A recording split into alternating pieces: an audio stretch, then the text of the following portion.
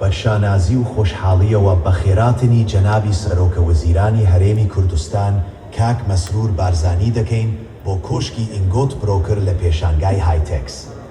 ئێمەش لەگەڵ خەڵکی کوردستان لە دڵەوە سوپاسی هەوڵە بێویچارەکانتان دەکەین بۆ پێشکەوتن و گەشەپێدانی کوردستان و پاڵپشتیکردنی بەردەوامتان لە کابینەی نۆیەمی حکوومەتی هەرێمی کوردستان توانیوتانە لە ڕێگەی پرۆژەکانی وەک پرۆژەی ڕووناک و هەژماری من و بە دیجیتالکردنی کاروبارەکانی حکوومەت.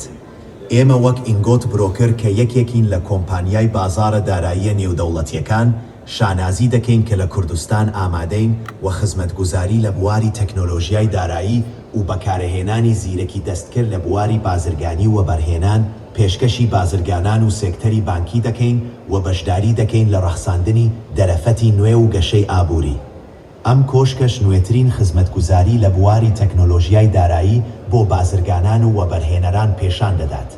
سوپاسی ئامادەبوونی بەرێستان دەکەین لە کۆشکەکەمان و خۆشحاڵین کە لە نزیکەوە خزمەتگوزاری و چارەسەرە داهێنەرانەکانمان دەناسیت.